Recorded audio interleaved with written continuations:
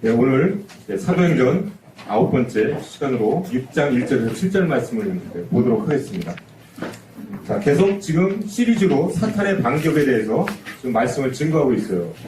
자, 성도님들 그 맨 위에 우리 제목들을 쭉 보시면은 기억나시죠? 예. 네, 사탄의 반격 맨 첫 번째 이 사탄이 지금 취한 그 반격이 뭡니까? 탄압과 박해입니다. 사탄은 우리 믿는 자들에게 먼저 힘으로, 무력으로, 또 탄압으로 이렇게 해서 박해를 합니다. 지금 이 세상을 볼 때 저 중동 쪽이나 무슬림 국가들 이런 쪽을 보면은 우리 그리스도인들이 이 온전한 믿음 생활을 할 수가 없어요. 언제 폭탄이 터질지 모르고 탄압과 박해가 일어나는 그런 것들을 우리가 뉴스를 통해서 볼 수가 있습니다. 두 번째로 어떤 사탄의 반격이 있었나요? 아나니아 삽비라를 통한 도덕적 타락입니다. 바로 우리 한국교회 같은 경우가 이런 부분들이 우리가 속할 수가 있어요.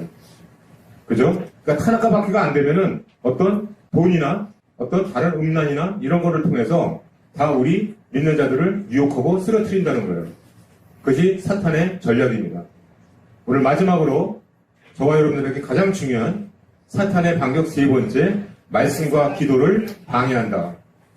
네, 이 부분에 아주 집중해서 오늘 말씀을 보시기 바랍니다.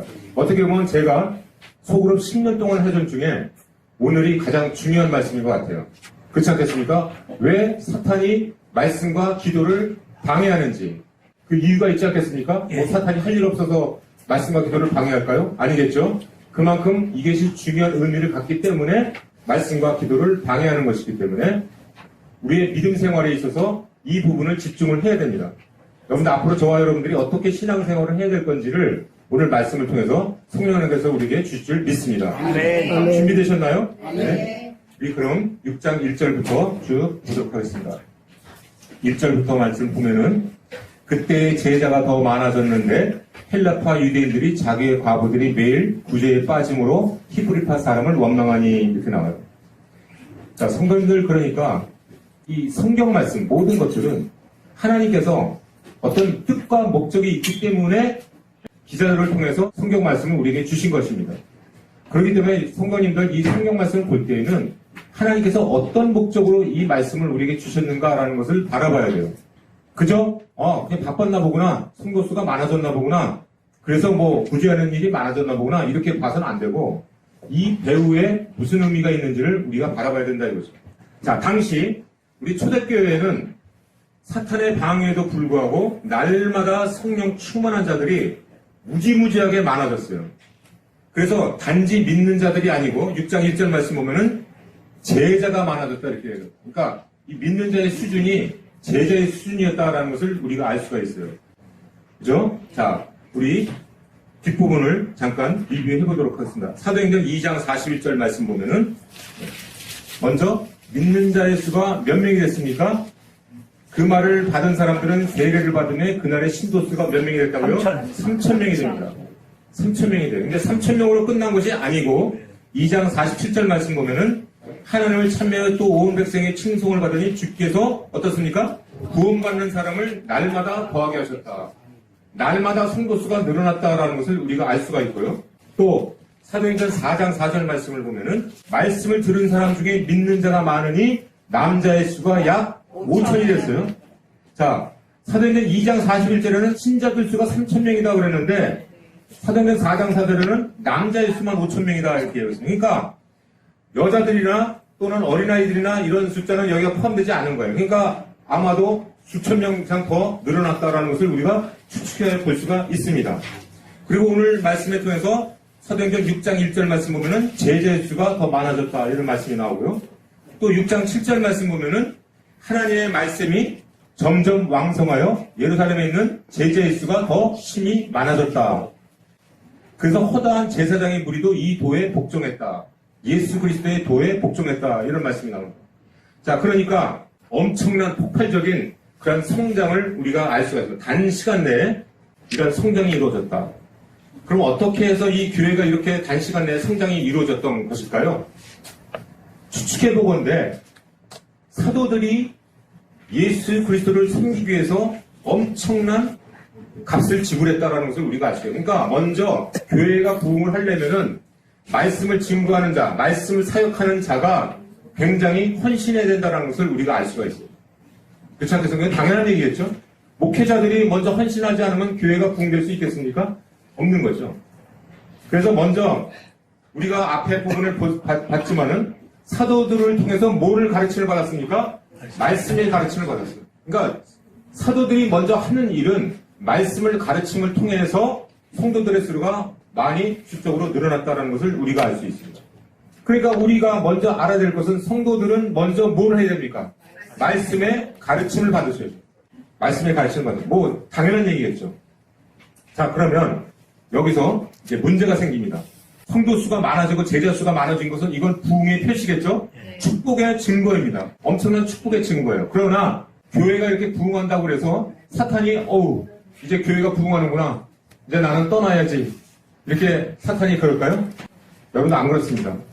사탄은 교회가 부흥하는 과정에서도 교회를 공격하는 것을 우리가 알 수가 있어요. 그러니까 여기서 이러한 말씀을 통해서 이 배후에 역사하고 있는 아나니아와 삽비라도 그랬지만은 어떻게 사탄이 이 역사하는가라는 것을 우리가 바라보고 왜 사탄이 이렇게 역사하는 것을 우리가 바라봐야만이 나에게 적용을 할 수가 있습니다.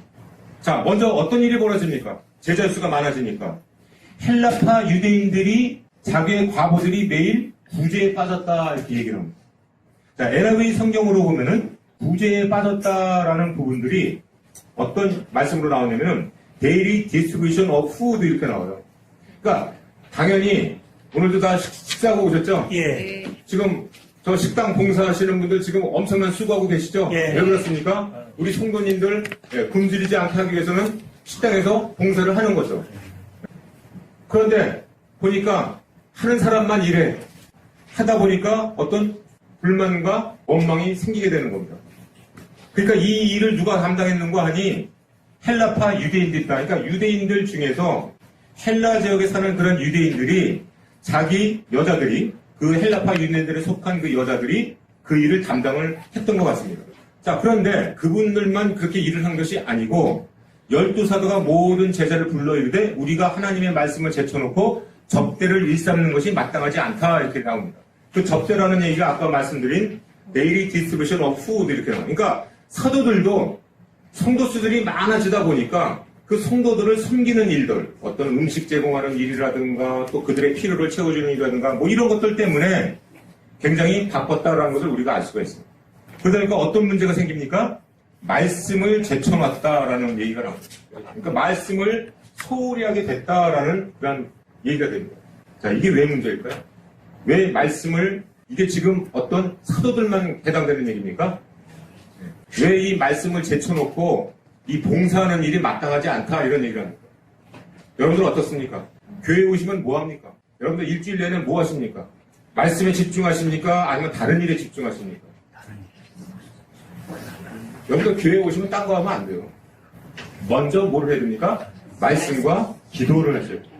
근데 왜 그러면 이 말씀과 기도가 이렇게 중요한 것이냐라는 거죠. 그것을 여러분들이 깨달아야 오늘 이방 문제 문 나가시면서 이제 내가 이제 시간이 되면 될수록 말씀과 기도에 전념해야 되겠다라는 것은 그런 진리가 여러분들에게 이제 마음에 와닿게 될 거예요.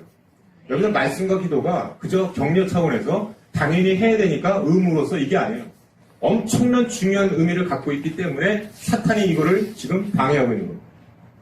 여러분들 다 지금 왜 말씀과 기도를 소홀히 하고 있습니까? 그 의미를 모르기 때문에.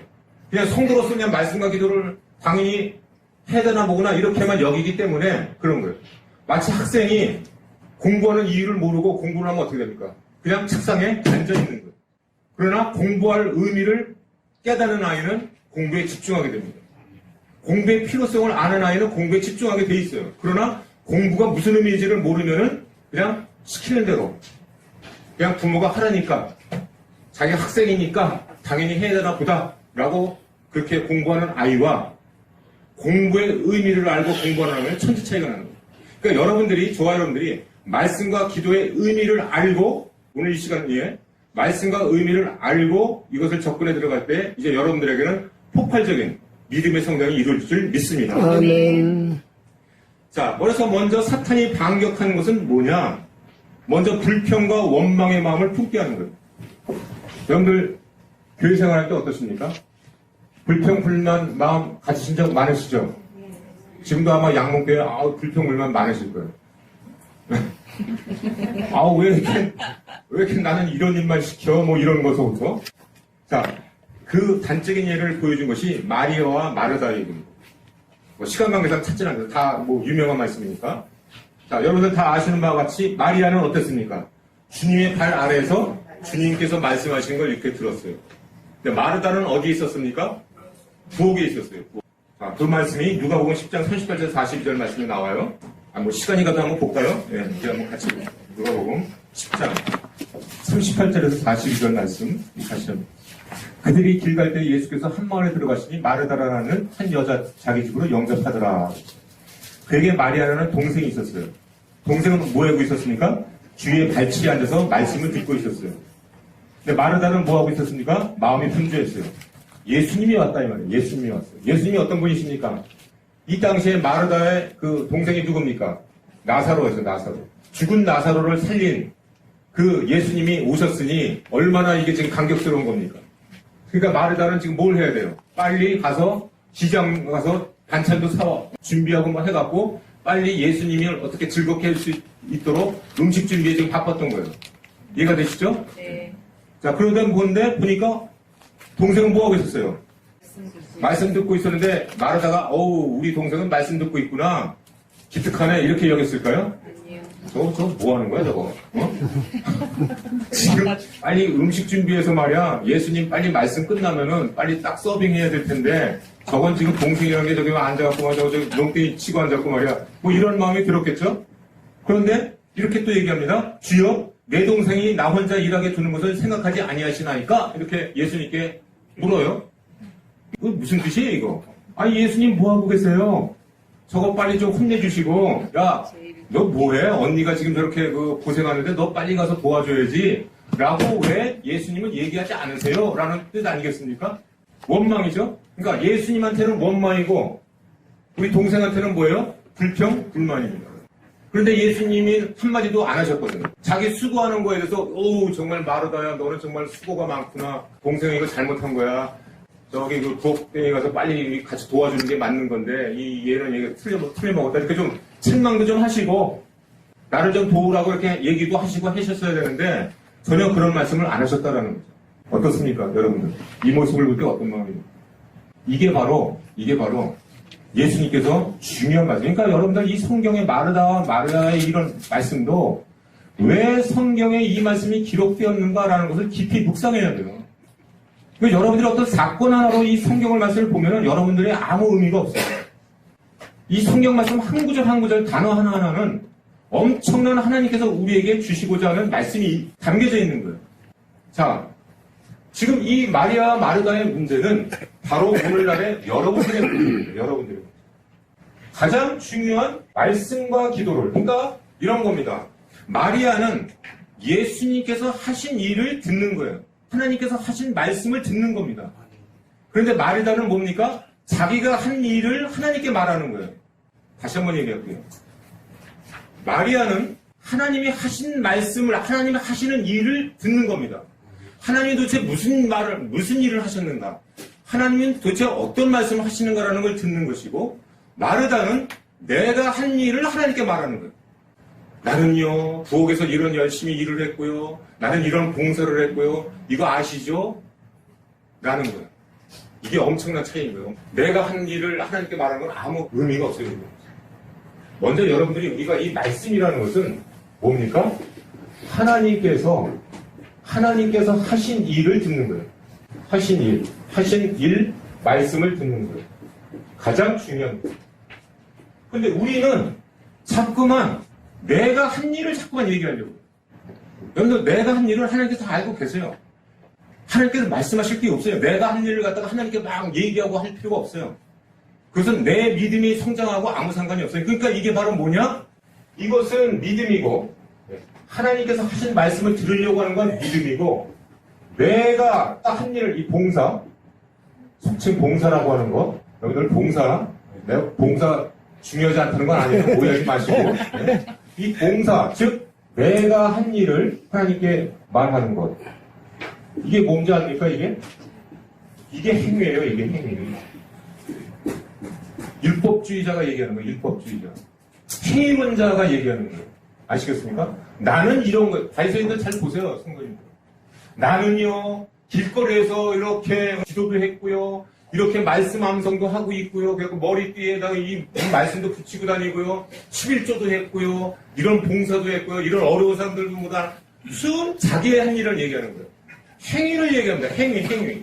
이 행위와 믿음의 차이예요. 마르아와 마르다의 차이는 뭐냐? 무슨 말씀을 우리에게 하나님께서 말씀하시는 거냐? 마리아는 믿음의 자손이고 마르다는 행위의 자손이라는 걸 얘기하는 거예요. 여러분들은 많은 봉사를 하면 아시겠어요? 교회에서 많은 봉사를 하나님을 위해서 내가 많은 행위를 하면 믿음이 생긴다고 생각하는데 천만의 말씀이에요. 행위는 믿음하고 아무 상관이 없어요.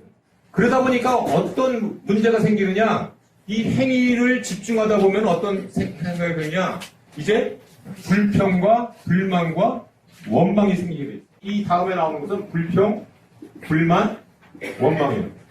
왜 그렇습니까? 내가 하고 있거든, 내가. 나를 내 힘으로 하고 있거든, 내 힘으로. 내 힘으로 내가 하나님을 위해서 뭘 하는 거예요. 그런데 알아주는 사람이 없고 내가 힘이 점점 들어가면 어떻게 됩니까? 힘이 점점 빠지게 되고 남이 알아주지 않으면 또 어떻게 돼요? 마르다처럼 이렇게 불평과 원망이 생기는 거예요. 이해가 되십니까? 여러분들 교회생활 어떻습니까? 아침부터 지금 이른 아침부터 나오셔서 지금 뭐 여러 가지 뭐 성가들을 봉사하시고 뭐 봉사하시는데 알아주는 사람이 있습니까? 네? 없을 때 거기다가 또 어떤 문제가 생겨.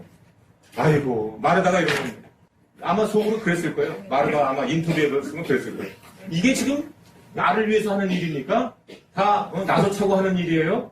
다 하나님을 위해서 내가 이거 섬기고 봉사하는 거지 뭐 나 혼자 잘 먹고 잘 사고 나를 위해서 지금 이거 하는 겁니까? 이렇게 고백을 할 거예요. 자, 그러니까 하나님을 위해서 한다고 하는 자들은 다 그런 얘기를 하고 있는 거예요. 맞습니다.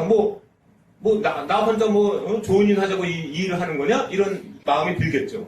근데 중요한 부분은 이 부분이 사탄이 공격하는 포인트다라는 거예요. 여러분들 하나님의 일을 하는 데 있어서 불평과 불만과 원망이 생기는 이유는 이 나의 행위를 지금 중시하고 있다라는 거예요. 그러니까 이 믿음이 아니고 행위예요, 행위. 그렇기 때문에 여러분들은 믿음이 안 자라. 아무리 교회 생활 수십 년을 해도 모태신앙이 하더라도 아무 상관이 없는 거예요. 여러분들 이건 굉장히 심각한 일입니다. 우리의 신앙을 오늘 돌아봐야 되는 그 시간입니다. 우리 하나님께서 우리를 저와 여러분들을 위해서 무슨 말씀을 하시는가를 오늘 집중하셔야 돼요. 자, 그러니까 베드로전서 4장 11절 말씀 보세요. 같이 보겠습니다. 만일 누가 말하려면 하나님의 말씀을 하는 것 같이 하고 누가 봉사하려면 하나님이 공급하시는 힘으로 하는 것 같이 하라 이렇게. 자, 여기서 우리가 왜 불평불만 원망이 생기는 거 아니? 내 힘으로 할 때에 불평불만 원망이 생겨요. 그러나 하나님이 공급하시는 힘으로 하고자 하는 자는 불평불만 원망이 안 생깁니다. 왜 그렇습니까? 하나님이 공급하시는 힘으로 하기 때문에. 그러니까 그 결과에 대해서도 내가 그렇게 연연할 필요가 없습니다. 왜 그렇습니까? 하나님이 공급하시는 힘으로 했기 때문에 거기까지입니다. 그러나 내 힘으로 하고자 하는 자는 불평불만이 생겨요. 그러니까 결과에 대해서도 굉장히 예민한 거예요. 성도 수가 왜 이렇게 안 늘어나지? 왜 사람들이 왜 이렇게 집중 안 하지? 이런 거에 대해서 연연하지 않아요. 왜? 하나님이 하시는 일이기 때문에 그래요. 하나님이 공급하시는 힘으로 하는 자는 사람들의 반응에 그렇게 귀를 기울이지 않습니다. 그렇게 예민하게 반응을 일으키지 않아요.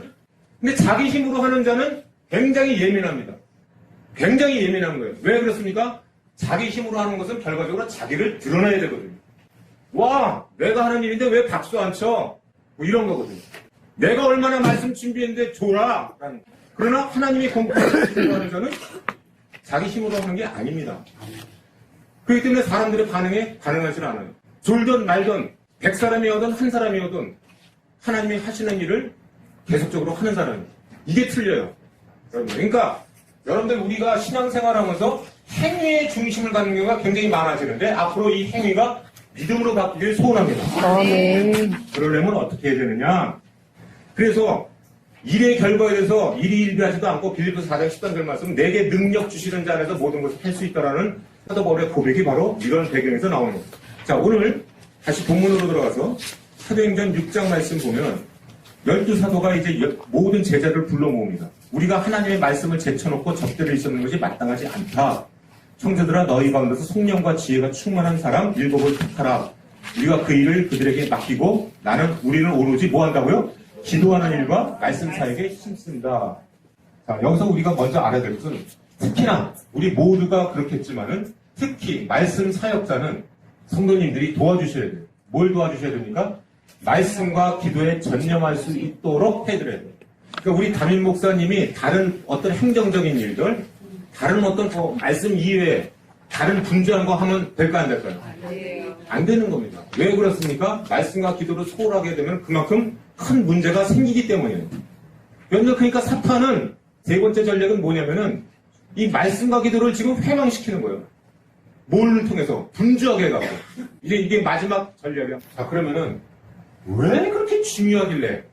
제 오늘 포인트는 이겁니다. 왜 말씀과 기도가 그렇게 중요하길래 사탄이 그렇게 반격하는 것일까라는 거예요. 질문. 모르시겠어요? 아니 그리스도인들이면 당연히 다 말씀과 기도에 전념해야죠. 그 정도 수준이니까 여러분들이 집중을 안 하는 거예요. 여기는 엄청난 이 부분은 이 영적 전쟁의 이 근본분이 있는 겁니다. 자, 이제 준비되셨죠? 네. 이제 본론으로 들어가는 겁니다. 네. 말씀과 기도가 어떤 의미를 갖는지를 아마 오늘 이제 이 예가 끝나고 나면은 아마 시간 되는 대로 저와 여러분들은 말씀과 기도를 붙잡을 줄 믿습니다. 하지 말라고 해도 아마 말씀과 기도만 붙잡고 생활할 줄 믿습니다. 보겠습니다. 주님의 몸된 공동체상에서 가장 중요하고 시급하고 우선적인 일은 말씀을 가르치고 배우는 일인데요. 이 부분이 바로 왜 그렇습니까? 믿음하고 연결되어 있기 때문에 그렇습니다. 제가 이 말씀을 그러니까 이 성령께서 깨닫게 해주시면은 이 엄청난 깨달음이 있는 거예요. 자, 이제 믿음의 장이 몇 장입니까? 11장이라고 아주 잘하십니다. 잘하셨어요. 자, 그러면 히브리서 11장을 볼 텐데요. 우리가 다 알고 있는 말씀 우리가 보겠습니다. 자, 오늘 제목은 사탄의 반격입니다. 그러니까 사탄은 누구를 지금 반격하느냐? 말씀과 기도를 방해하는데 말씀과 기도가 그러니까 무슨 의미를 갖고 있느냐? 우리의 믿음과 관련되어 있기 때문에 그런 거예요. 그럼 우리가 믿음이 있으면 어떻게 되는 거냐라는 거죠. 우리가 믿음이 생기면 사탄하고 관련이 있기 때문에 사탄이 극구 이렇게 우리를 믿음을 생기지 못하도록 하고 있다라는 거예요.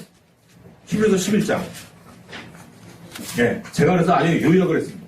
어떤 내용이 이 도대체 믿음의 장이 어떤 내용이 나온가 봤더니 그들은 여기 수많은 우리 믿음의 선진들이 나옵니다. 그들은 믿음으로 나라를 이기기도 하고 3페이지 보세요. 제 유인물. 의를 행하기도 하고 약속을 받기도 하고 사자들의 입을 막기도 했고 불의 세력을 멸하기도 했고 칼날을 피하기도 했고 연약한 가운데서 강하게 되기도 했고 전쟁에 용감하게 나오고 이방 사람들의 진을 물리치기도 했어요. 그게 히브리서 11장 33, 34절 말씀 쭉 나옵니다. 그들은 심한 고문도 받았고 조롱과 채찍들도 받았고 결박과 옥에 갇히는 시련을 받았어요. 심지어 돌로 죽임을 당하고 그죠? 톱으로 쳐대는 그런 잔인한 죽음까지도 당했습니다. 짐승의 밥까지도 되었어요. 다 해봤어요. 그러니까 사탄은 하나가 밖에 고난과 핍박, 세상의 문한 어려움, 먹고 사는 문제의 그런 어려움, 모든 방법을 다 동원했는데도 불구하고 믿음을 가진 자를 이겼어요? 못 이겼어요? 못 이겼어요. 그래서 히브리서 11장 38절이 굉장히 중요한 부분을 제가 발견했습니다. 히브리서 11장 38절. 이게 결론이에요. 이게 결론. 그러니까 히브리서 11장 믿음의 장은 이 38절이 결론이야. 같이 한번 읽어보겠습니다. 이런 사람은 세상이 감당하지 못하느니라. 이렇게 나옵니다. 저는 여기서 이 말씀을 묵상하면서 세상이 감당하지 못하는 거에 눈이 번쩍 뜨였어요. 이 세상이 감당하지 못한다가 무슨 뜻일까요? 자, 여기서 감당하지 못한다라는 것은 도저히 상대를 못하겠다라는 거거든요. 자, 우리가 보통 봅시다. 나는 이 사람 도저히 이제, 상대하지 못하겠어. 이런 것은 무슨 뜻이에요? 어떤 세력이 상대방에게 더 이상 감당이 안 된다. 그런 뜻이겠죠. 어떤 세력을 의미하고 있어요. 이 지금 세상이 감당하지 못할 자라는 것은 세력을 지금 얘기하고 있거든. 이 세력이 이 믿음을 가진 자를 어떻게 한다는 거예요? 감당하지 못한다라는 뜻이거든요. 그러니까 이 세상이 누굽니까, 지금? 세상의 신을 얘기하고 있어요. 이 말씀을 보니까. 아하. 이 믿음의 장 11장은 세상의 신 사탄이 감당하지 못할 사람은 누구예요? 봉사 많이 하는 사람이니까? 아닌 거예요. 네, 믿음의 장인 이 믿음을 가진 자를 도저히 상대할 수가 없다라는 거예요. 이해가 되시죠? 자, 그러니까 무슨 얘기냐? 사탄이 가장 감당이 안 되고 무서워하는 자는 누굽니까? 열심히 식당에서 봉사하는 사람입니까? 뭐 열심히 말씀 증거하는 자입니까? 아니에요. 말씀으로 믿음이 세워진 자. 할렐루야. 아멘. 이겁니다, 이거. 그러니까 사탄이 말씀과 기도를 방해하는 이유는 뭐냐? 이 믿음을 갖지 못하게 하기 위함이에요. 왜? 믿음이 생기면 세상이 감당하지 못할 자가 되기 때문이에요. 다른 건 다 감당이 돼. 사탄은 어떤 것도 다 능히 자기가 이길 수 있어. 그러나 믿음을 가진 자는 이길 수 없다라고 히브리서 11장이 지금 말씀해 주고 있는 겁니다. 아멘. 그렇기 때문에 제1문 4번을 보시면 그러므로 사탄은 믿음이 생긴 것을 어떻게 하신다고요? 철저히 막는다는 거예요. 왜? 사탄은 믿음을 가진 자를 감당하기 못하기 때문입니다. 그러니까 우리가 믿음은 세상을 지배하고 육신을 지배하고 죽음을 지배할 수 있어요. 앞에 이 11장 말씀을 보니까 어떻습니까? 네. 세상이 온갖 시험을 해도 세상을 다 우리가 지배할 수가 있어요. 또 칼로 막 토부다가 키까지 하는 그런 죽음까지도 우리가 지배할 수가 있어요. 육신을 지배할 수가 있어요. 육신을 지배한다는 건 뭡니까? 궁핍과 환난, 뭐 이런 모든 것들도 우리가 능히 이길 수 있는 게 뭡니까? 믿음이에요. 그러니까 믿음은 능히 이 세상 살아가는데 온갖 고난과 역경, 뭐 궁핍, 환난, 뭐 이런 거 다 이길 수가 있는 거고요. 아멘. 죽음까지도 내가 초월하면서 내가 이길 수가 있는 겁니다. 아멘. 죽음도 무섭지가 않아요. 엄청난 힘을 발휘하는 겁니다. 갖고 싶지 않으세요? 네? 믿음의 사람, 믿음의 사람 되고 싶지 않으세요? 네. 다 되고 싶으시죠? 네. 흔들림이 없는 그런 사람. 오늘 이 11장에 나오는 그 쭉, 아까 제가 쭉 말씀드렸어요. 그런 사람이 된다라는 거죠. 그게 바로 뭡니까? 뭐로 이루어집니까? 말씀으로 이루어집니다. 자, 여기까지가 서론입니다. 여기까지 저 유치원생 것도 다 알아. 말씀으로 믿음이 세워진다라는 건 다 알아. 그런데 내 질문은 뭐냐? 왜 그런데 여러분들은 믿음이 안 생겨질까요? 그렇게 수많은 말씀을 들었고 예배를 드리고 기도도 했는데 어떻습니까? 여기가 내가 오늘 저와 여러분들의 오늘 아주 키포인트가 여기예요. 그리고 오늘 잘 오셨다는 거예요. 이 비밀이 오늘 풀려야 됩니다. 이 비밀이 풀려야 돼요. 자, 그럼 믿음은 또 하나의 큰 선물이 있어요. 뭐가 있습니까?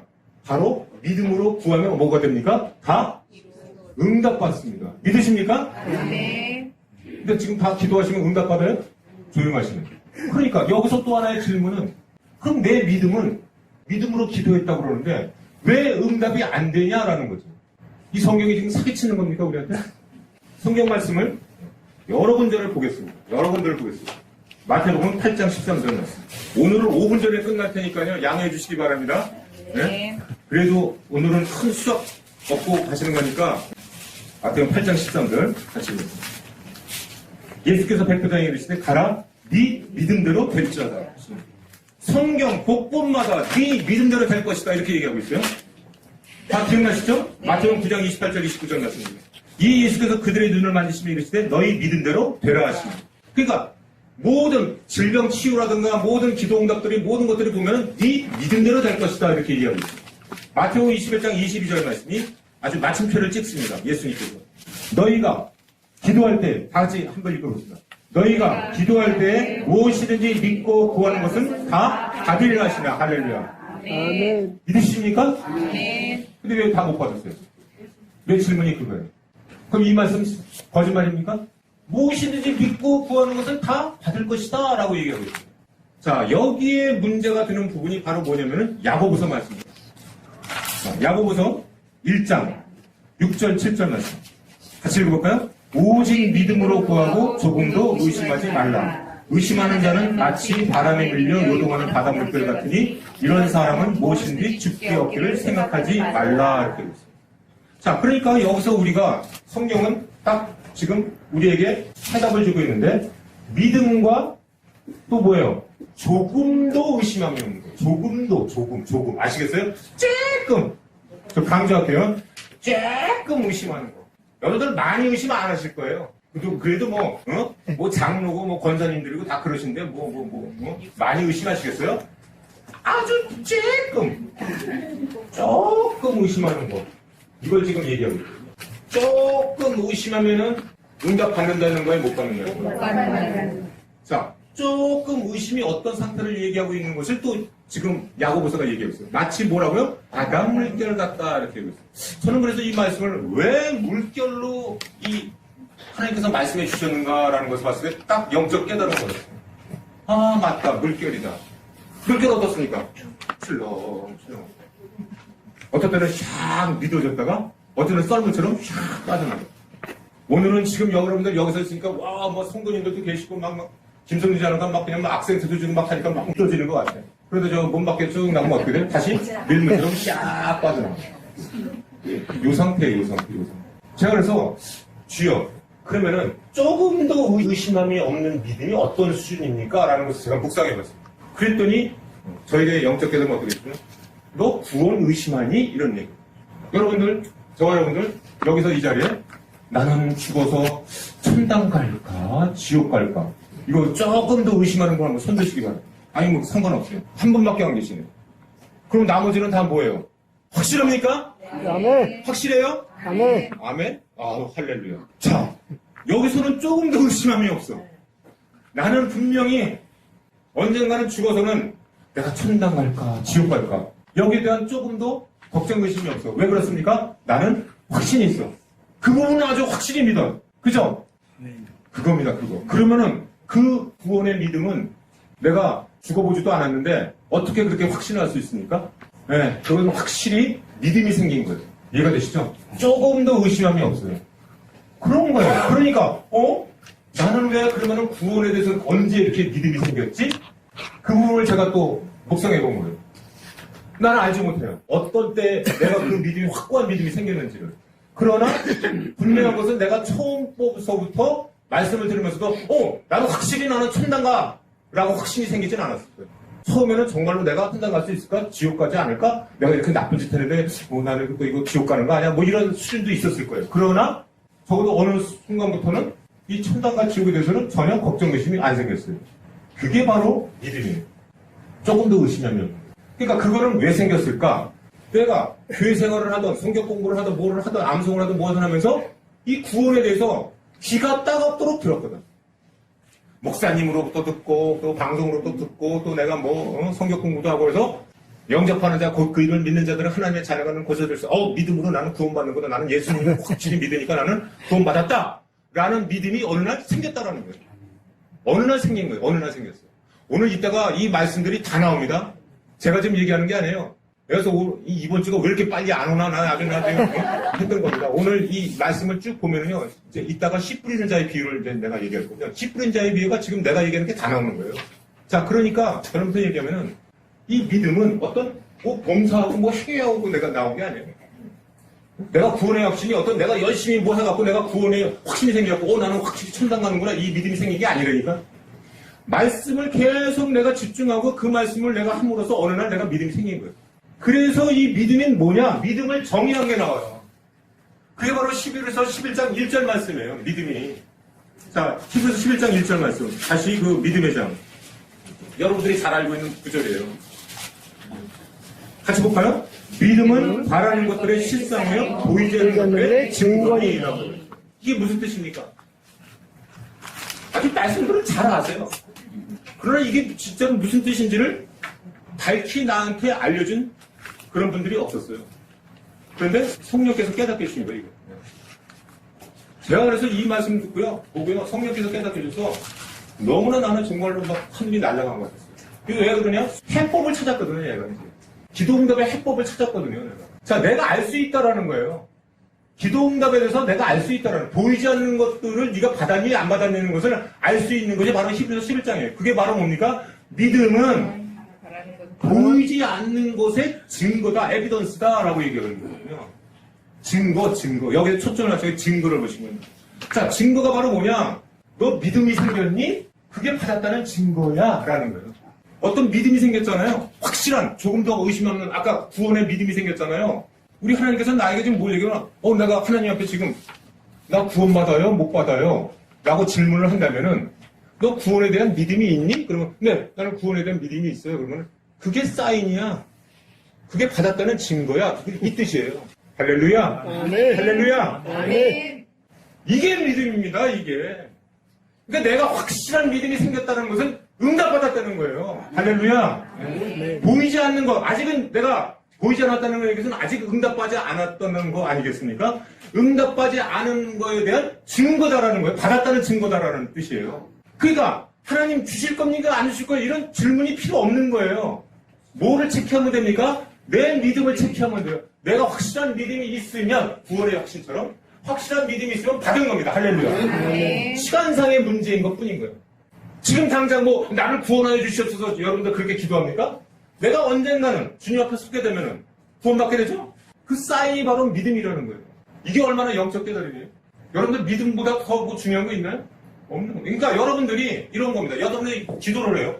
기도를 하는데 기도 응답이 안 돼. 그러면 어떡합니까? 에이, 응답 안 해주시나 보구나. 그러니까 모든 책임을 하나님께 돌려요. 아니 어떤 거는 응답해 주시고 김성진 장로는 응답하시고 나는 응답 안 해주나 보다.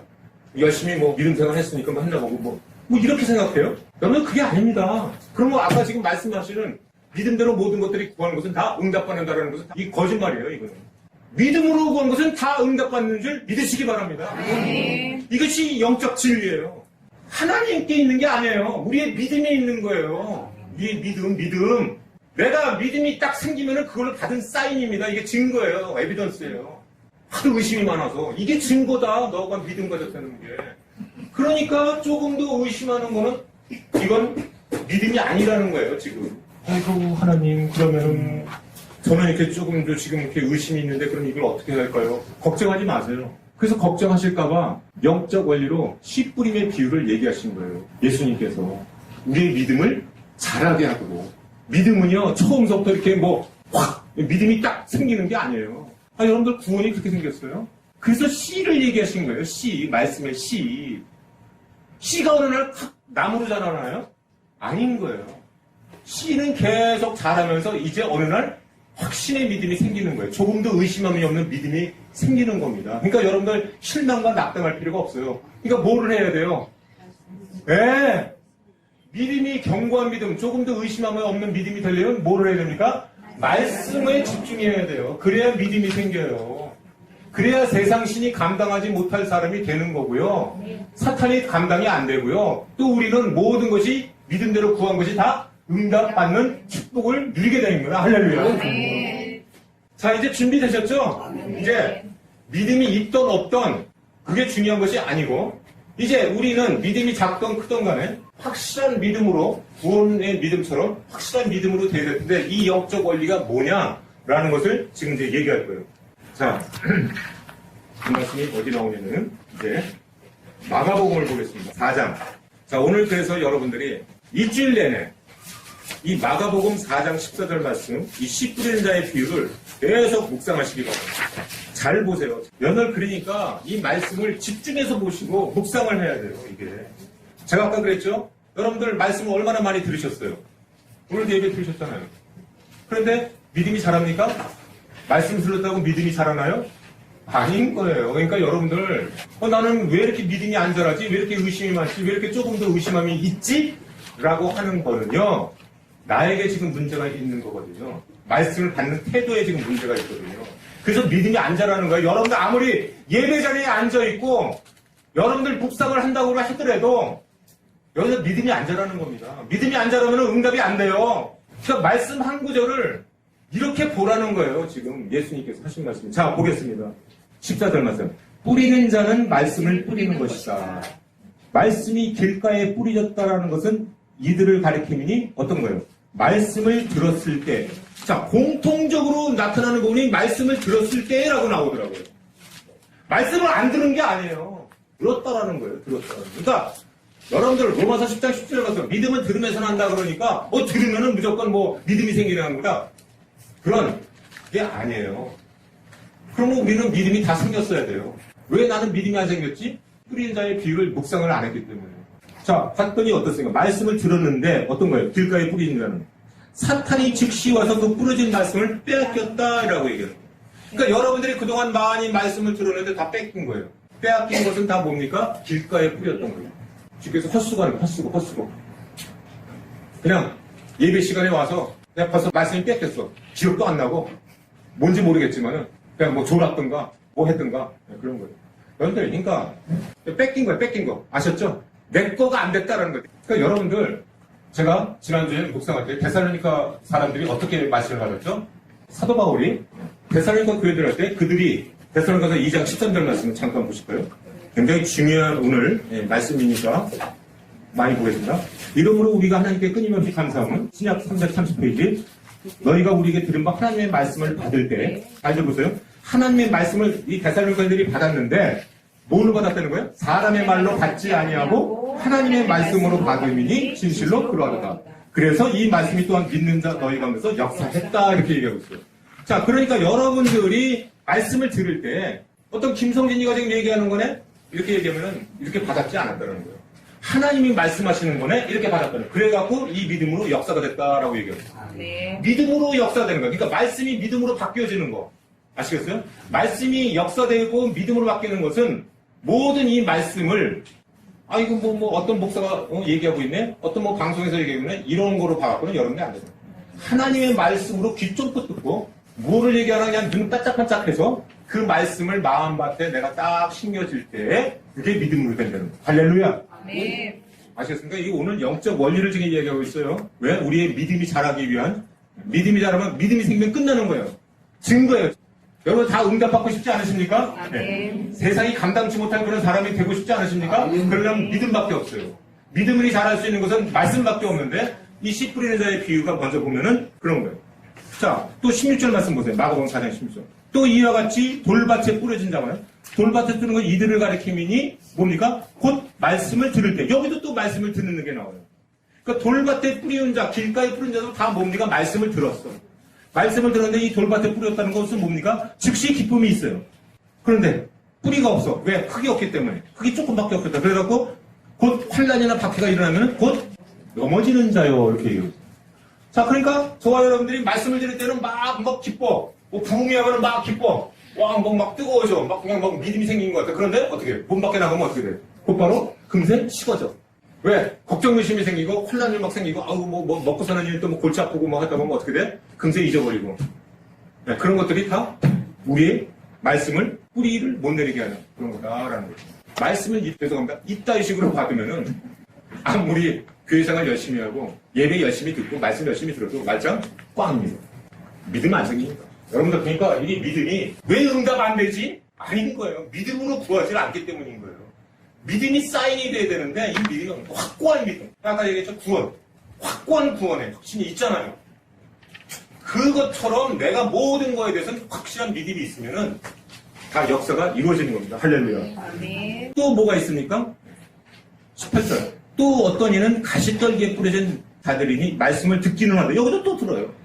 근데 어떻습니까? 세상의 염려, 재물의 유혹, 기타 욕심이 들어와고 더 이상 잘하지 못해요. 그러니까 뭐 맨 처음에는 뭐 그냥 열심히 하는 것 같아요. 근데 그건 뭐야? 이렇게 세상 염려, 그다음에 물질의 염려 뭐 이런 것들로 해갖고 걱정해요. 그러니까 말씀을 들어도 아이고 내가 지금 내일 또 무슨 일을 해야 되는데 또 뭐 가서 어떻게 먹고 살아 또 뭐 이런 잡생각들. 묵상을 해도 말씀을 듣고 묵상을 해도 전부 다 이런 생각들. 머릿속에 꽉 이런 생각들. 먹고 사는 문제, 세상의 염려, 걱정, 물질의 문제 이런 것들을 꽉 차 있으면 어떻게 됩니까? 말씀을 신겨지지 않는다라는 거예요. 자, 그러니까 포인트는 뭐냐? 믿음이 자라는 포인트는 온전히 말씀에 집중해야 돼요. 그럼 믿음이 자라는 거예요. 믿음이 자라는 거예요. 그래서 이제 좋은 땅이 나옵니다. 좋은 땅이 뿌려졌다는 것은 뭡니까? 말씀을 듣고 받아서 30배, 60배, 100배가 나옵니다. 그러니까 말씀에 집중해야 돼요, 여러분들이. 사람의 말로 하는 것처럼 들어서는 안 되는 거예요. 하나님의 말씀을 하는 거니까 여러분들이 아침에 묵상을 할 때에도 이게 무슨 그냥 사람이 얘기하는 거구나 이런 걸 하는 게 아니고 완전히 죽기 살기로 하나님이 나에게 말씀하시는 거구나 라고 죽기 살기로 사모하는 마음으로 해야만이 믿음이 오늘 이만큼 자라는 거예요. 또 내일 이만큼 자라고 또 이렇게 자라고 이렇게 자라서 이제 모든 것이 믿음이 딱 생기는 거예요. 어느 날. 그래갖고 조금도 의심함이 없는 그런 수준이 되는 거예요. 그렇게 됐을 때 어떤 수준이 되냐? 빌립보서 4장 6절 7절이 되는 거예요. 아무것도 염려하지 말고 오직 모든 일에 기도와 간구로. 아무것도 염려하지 않게 돼요. 그래서 믿음이 생기면 어떻게 되는 줄 알아요? 제 고백을 할게요. 이상하네. 왜 응답이 안 되지? 딱 생겨요. 그러니까 믿음의 확신이 생기면요. 이상하네. 응답이 안 되는 게 이상하네. 이렇게 되는 거지. 안 해주시네요. 알겠습니다. 나는 안 들어주시나 보다. 이거 아니에요. 믿음이 딱 생기면은요, 여러분들 지금 얘기해보세요. 내가 구원이 없다고 그러면은, 여러분들 하나님께 뭐라고 할 거예요? 내가 믿음이 나를 구원 안 해주세요? 이상하네요? 그러지 않겠습니까? 나 구원 안 해줄 거예요? 알겠습니다. 그럴 분 있어요, 여기? 아니잖아요. 그 믿음이 있기 때문에 하나님 앞에 그런 고백을 할 수 있는 거. 저는 의심도 조금도 없습니다. 저는 주님과 함께 영원 복락 누릴 줄 믿습니다. 나는 믿음이 왜 생깁니까? 그게 지금 사인이다라는 거예요. 그러니까 믿음이 생겨서 기도를 하면요, 응답이 안 되는 게 이상한 겁니다. 그냥 기쁨으로 기다리는 거예요. 걱정과 염려 근심이 안 되니까 그냥 기다리면은 되는 거예요. 이미 받은 사인이 있기 때문에 끝난 겁니다. 끝난 거. 그러면서 오늘 말씀이 쭉 봅니다. 24절 말씀, 마가복음 4장 24절. 제가 이 마가복음 4장에 다 있다고 그랬어요. 또 이르시되 너희가 무엇을 듣는가 스스로 삼가라. 자, 여기서 무엇을 듣는가 스스로 삼가라라는 말씀이 나와요. 그러니까 우리가 듣는데 헛것 들으면 안 된다라는 거예요. 헛것 들으면 안 돼. 듣는 거 조심해라. 너희의 헤아리는 그 헤아림으로 너희가 헤아림을 받을 것이다. 와우. 그러니까 우리가 지금 말씀을 들었어요. 근데 헤아려. 내가 판단한다 이 말이요. 이것은 될 것이고 이거는 안 될 것이고 뭐 이런 것들.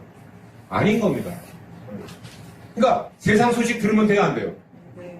무엇을 듣는가를 조심해야 돼요. 그러니까 우리는 말씀에 집중해야 되지. 세상 뉴스나 어떤 이런 것들 그다음에 또 어떻게 하면 낫는데 들어 그래갖고 막 이것저것 쳐다보고 막 이런 거 해갖고 되는 게 아닙니다. 온전히 믿음이라는 것은요, 조금 더 의심 없는 믿음의 수준으로 갈 수 있도록 계속 뭐에만 집중해야 됩니까? 말씀에 집중해야 믿음이 생겨요. 다른 건 없습니다. 100명, 1000명이 기도해도요, 조금 더 의심함이 있는 사람들이 기도하는 건 다 아무 컷이에요. 단 의인 한 명이라도 조금 더 의심함이 없는 사람이 기도하면 응답받습니다. 할렐루야. 그러니까 우리 하나님의 응답은 사람에 따라 구별되어갖고 응답해주지 않으시고 아니고 오직 믿음의 기도. 아시겠죠? 네, 믿음으로 기도하는 것만 응답하시는 거기 때문에 우리의 갈 길은 오직 믿음을 세우는 것밖에 없어요. 그러려니까 오직 말씀으로 집중해야 되는 거예요. 길가에 뿌리든가 돌밭에 뿌리든가 또 가시덤불에 뿌리는 이런 걸 하다 보니까 믿음이 안 자란다는 거예요. 그래서 25절 말씀 보면 있는 자는 받을 것이요 없는 자는 그 있는 것까지도 빼앗기더라. 뭘 빼앗기냐? 믿음, 알량한 요 믿음까지도 말씀에 계속 집중하지 못하면 어떻게 돼요? 믿음이 다 없어져 간다. 어떡하실 거예요? 어떡하실래요, 이제? 그래도 말씀과 기도 여러분들 안 하실 거예요? 안 하실 거예요? 제일 중요한 표현입니다, 이것이. 그래서 사탄이 극구 말씀과 기도를 방해하고 있는 거예요, 우리를. 바쁜 일로 방해하고 있는 거예요. 아침부터 저녁까지 우리는 지금 바빠요. 뭐에 바쁩니까? 먹고 사는 일이 바쁜 거예요. 그래서 기도는 해요. 우상입니다, 우상. 그렇게 하고 여러분들이 하나님이 응답하시는 것이 믿음으로 되는 건데, 믿음이요. 어떻게 생기는 거죠? 어느 날 갑자기 하늘에서 뚝 떨어져갖고 믿음이 되는 게 아닙니다. 날마다 내가 이렇게 사모하는 말씀으로 좋은 땅에 뿌리는 씨처럼 이렇게 해야만이 믿음이 자라갖고 내가 이 믿음이 생기는 건데, 그걸 안 하니, 어느 날 갑자기 무슨 부흥회를 하고 새벽 기도를 한다고 그래갖고 그게 응답되는 게 아니라니까요. 제발 좀 믿으시기 바랍니다. 말씀에 나오시잖아요. 그래서 이렇게 나옵니다. 26절에서 씨를 땅에 뿌린 것 같으니 그가 밤낮자고 깨고 하는 중에 씨가 나서 자라되. 아시겠어요? 여기 잘 보시기 바랍니다. 어떻게 그리 되는지는 알아요, 몰라요? 모르는, 알지 못하는 일을 가르쳐서요. 자, 무슨 얘기입니까? 믿음이 자라는 것은 알지 못해요. 그러나 자다 깨다 일어나다 보면은 조금씩 자란다. 그 뜻을 얘기하고 있어요, 지금. 씨를 땅에 뿌린 것 같은데 씨가 어떻게 자라는지는 알지 못한다. 그러니까 우리의 믿음이 어떻게 자라는지는 우리는 알지 못해요. 그러냐, 내가 날마다 말씀 묵상하고 이 좋은 땅에 뿌려져서 사모하는 마음으로 믿습니다라고 계속 이 말씀에 집중하다 보면은 나도 모르게 자란다라는 거예요. 마치 내가 구원의 확신이 언제 이렇게 확신이 생겼는지 모르는 것처럼 날마다 이렇게 자라서 확신이 생겼다라는 거예요. 그럼 응답받았다는 거예요. 그러니까 31절 말씀 보세요. 겨자씨 하늘과 같다. 땅에 심길 때에는 땅의 모든 씨보다 작은 것이 보세요. 심긴 후에는 자라서 이렇게 돼요.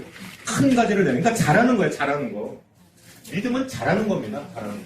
그래서 자, 가나안 정탐꾼을 제가 썼어요. 가나안 정탐꾼들이 40일 동안 말이죠. 이 가나안 땅을 정탐을 했어요. 근데 돌아와서 뭐라고 했습니까? 우리는 메뚜기 같다 그랬어요. 자, 그러니까 성도님들, 말씀에 집중하지 않고 하나님이 말씀하시는 거, 가나안 땅은 너에게 주시거든. 이 말씀에 집중하지 않고 아무리 기적을 보고 홍해를 가르는 기적을 보고 들었구만 하더라도요. 아시겠어요? 말씀이 이 마음에 심겨지지 않는 자는 바로 현상을 보면서 어떻게 되냐면 우리는 안 되겠다. 이런 결론이 나오는 거예요. 그런데 기생 라합은 어떻습니까? 가나안 정탐꾼에 들어가고 했을 때 라합은 이런 고백을 합니다. 라합은 이런 고백을 해요. 보지도 못했어. 홍해를 가는 것도 보지도 못했어. 그냥 소문만 들은 거야. 그렇죠? 라합은 기생 라합은 소문만 들었어. 그러나 어떻습니까? 기적을 보고 하나님 말씀을 이런 것들은 못 들었지만 어떻습니까? 어떻습니까? 라합은 어땠어요? 여호와 하나님께서 애굽에서 행하신 일과 홍해를 가르신 일과 광야를 지나 행하신 일을 언급하면서 가나안은 분명히 이스라엘에게 하나님께서 주실 것이다. 할렐루야. 네. 이런 고백을 했다 이 말이에요. 자, 그러니까 여기서 우리가 무엇을 알 수 있는 거 아니? 믿음은 많은 것을 듣고 보았다고 해서 만들어지는 것이 아니다. 어떻게 보면 많은 말씀을 들었고 하는 것은 가나안 정탐꾼들이 많이 들었지 라합은 그냥 소문만 들었던 거예요. 가나안 땅에 있으면서 뭘 들었겠어요? 말씀을 들었겠어요? 뭘 들었겠어요? 그런데도 불구하고 믿음의 차이는 그러니까 뭡니까? 마음의 차이다라고 얘기하는 거예요. 마음의 차이. 어떤 마음의 차이? 좋은 땅에 이 마음밭에 뿌려진 마음.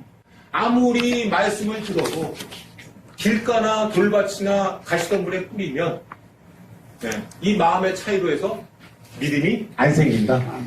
라는 겁니다. 여러분들이 아무리 말씀에 이 자리에 나와 있어도 길가나 돌밭이나 가시덤불에 뿌리면은 믿음이 안 자란다는 겁니다. 여러분들 그러니까 이 말씀을 대하는 태도가요 굉장히 사모해야 됩니다. 여러분들 예배의 자리에 그 자리에 굉장히 사모하고요 눈을 부라리고요 귀를 쫑긋 세워서 오늘 주님 어떤 말씀을 하시든지 저는 그것을 믿음으로 받겠습니다. 네. 라는 그런 믿음이 사모하는 믿음이 바로 마리아의 믿음인 거예요. 주님 발밑에서 서서 주님 무엇을 말씀하십니까? 라는 거예요. 근데 마르다는 뭐예요? 아이고 나는 지금 바쁜데 지금 제 눈에 안 도와주고 있나? 왜 뭐 하고 있나? 뭐 부엌 일을 하고 있고요. 시장 가서 반찬 사오고 있고요. 그 집 하고 앉는 거예요. 무슨 봉사하면 뭐 나 알아주겠지 뭐야. 내가 직분 받았으니까 뭐 믿음 돼. 사탄은요. 아무리 그런 자도 무슨 기도 안 되는 거예요. 왜 믿음 생활합니까? 왜 교회에 지금 나와줬어요? 지금 오늘 우리 주일 지금 시간이 째깍 가고 있는데요. 오늘 우리 많은 양문의 성도님들이 무슨 일로 지금 시간을 보내시는 겁니까? 우리 믿음을 세워야 되지 않겠습니까? 믿음이 있어야 뭘 하루도 할 거 아니겠습니까? 그래야 우리 지체들을 위해서도 중보기도에도 응답받지 않겠습니까? 예수님은 마음이 있는 것, 네 보물이 있는 곳에 네 마음이 있다고 그랬어요. 이 말씀이 무슨 뜻입니까? 사람의 마음은 보물이 있는 곳에 자연적으로 가게 돼 있어요.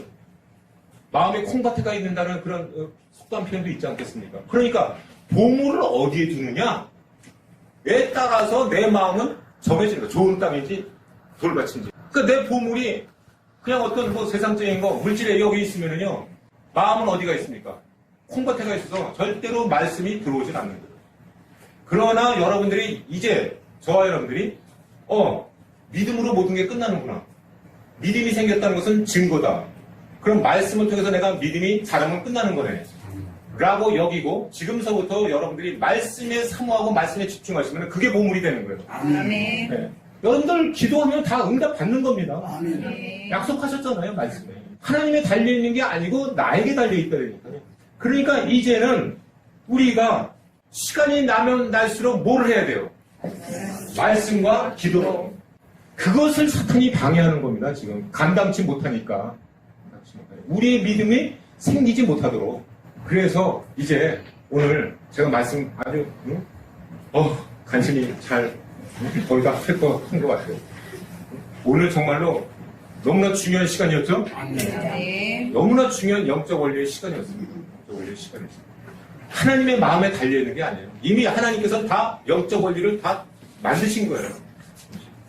우리에게 달린 거예요. 오직 하면은 이 씨 뿌림의 비유에 대해서 이 말씀이 믿음으로 자라는데, 말씀이 믿음으로 자라게 하는 건데, 말씀을 그냥 듣는다고 해서 되는 게 아니다.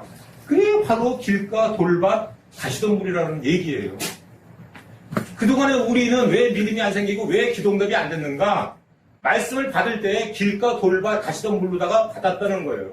이제 저와 여러분들이 구원의 확신처럼 모든 말씀이 다 확신이 생겨서 온전한 믿음으로 성장하길 소원합니다. 아멘. 그러면 끝난 거예요.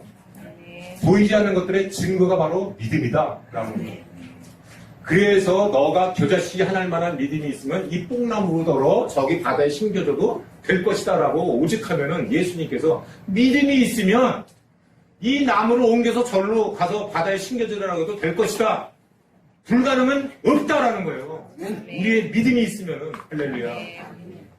그런데 이것은 될 것이고 이것은 안 될 것이고 이렇게 가난한 정탐꾼들처럼 말이죠. 이렇게 될 것은 그건 조금 더 의심하는 것은 믿음은 이건 믿음이 아니기 때문에 여러분들이 지금 그러한 믿음이라면 날마다 말씀과 기도에 전념하셔갖고 그 조금 된 믿음이 조금 의심 있는 믿음이 온전한 믿음으로 자라기를 소원합니다. 자라게 돼 있는 거예요. 그러니까 지금 이 시간부터 여러분들은 말씀을 사모하시고 이따 오후 예배 또 올라가시더라도 말씀을 사모하시갖고 그 말씀이 온전히 내 좋은 밭에 뿌려져서 내 믿음이 자랄 수 있도록 또 우리가 날마다 큐티하지 않겠습니까? 그 말씀을 계속 사모하면서 시간이 되면 될수록 묵상하시고 암송하시고 암송이 굉장히 중요해요. 암송은 아예 마음판에 새겨버리는 거거든요. 그래서 이 믿음은 어느 날 자라는 것이 아니기 때문에 날마다 암송을 놓고요. 믿습니다 그러고 계속 이 말씀을 주장해야 돼요. 그러면 믿음이 자라요. 그리고 어느 날 그 믿음대로 응답되는 겁니다. 그래서 약속의 말씀이 굉장히 중요해요. 아브라함이 어떻게 믿음에 응답받았느냐. 나는 믿습니다. 계속 하나님이 말씀하신 거 너에게 씨가 있을 것이다. 이 말씀을 날마다 이 아브라함은 묵상했을 거예요. 한 번만 하고 그냥 뭐 수십 년 동안 20몇 년 동안 생각 안 했겠습니까? 아닌 거예요. 날마다 하나님께서 말씀하신 거 너에게 씨가 있을 것이다. 자식이 있을 것이라는 것을 날마다 생각하고 묵상했던 거죠. 그래서 믿음이 생긴 겁니다. 조금도 의심함이 없는 믿음이 되었고 드디어 이삭이 나온 거예요. 우리도 마찬가지입니다. 그렇기 때문에 뭐 이 병은 될 것이다 안 될 것이다 이런 것도 아니고요. 우리 믿음만 있으면 우리의 모든 기도는 다 하늘나라에 상달돼서 응답받는 그런 축복이 있을 줄 믿습니다. 아멘. 할렐루야. 아멘. 이렇게 기쁘시죠? 아멘.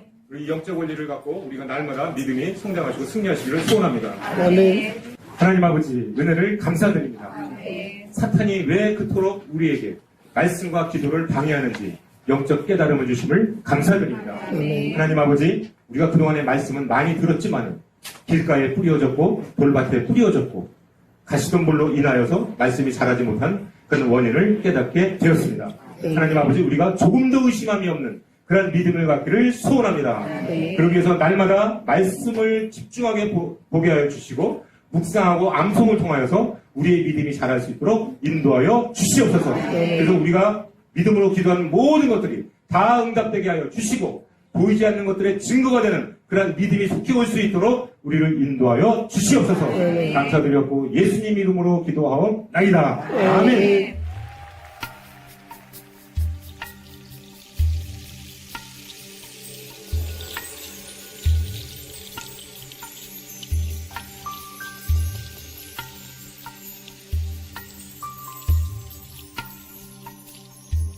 많은 이들 말하고 많은 이들 노래는 하지만 정작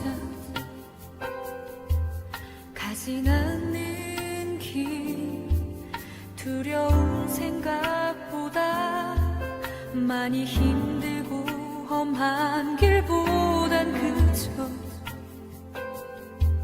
말로만 가려기에 점점 멀어져만 가네.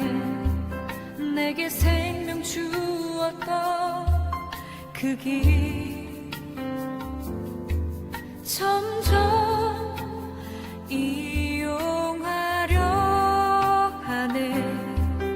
내게 사랑 주었던 그 길 다시 복음 앞에 내 영혼 선해. 주님 만난 그때 나 다시 돌아가 주님께 예배 드리며 다시 십자가의 길 걸으리.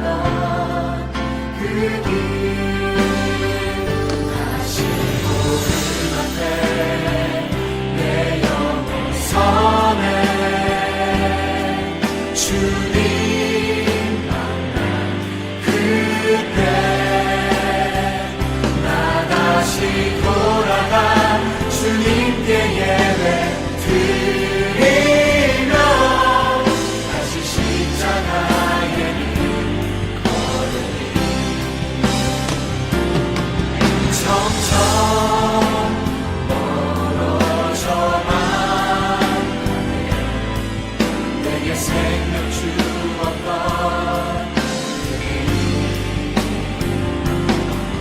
점점 이용하려 내게 사랑 주었던 그 길 다시 복음 앞에 내 영혼 선에 주님 만난 그때 나 다시 돌아가 주님께 예배 드리며 다시 십자가에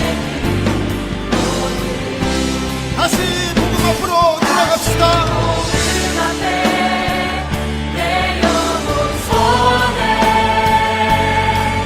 주님 만난 그때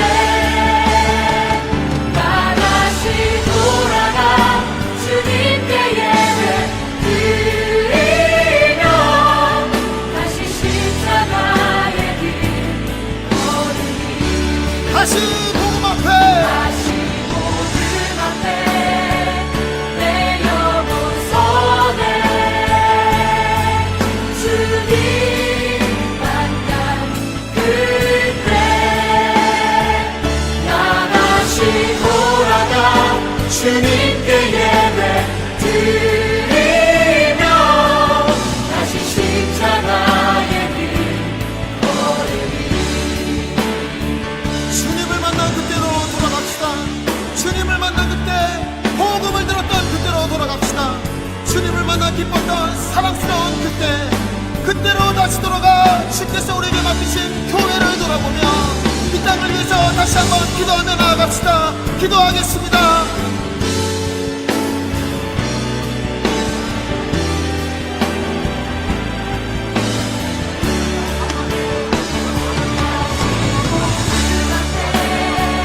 내 영혼 손에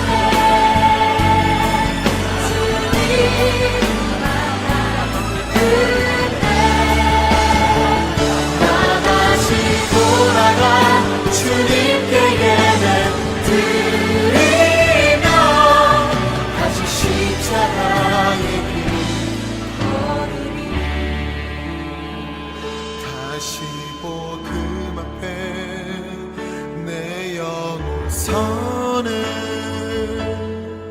주님 만난 그때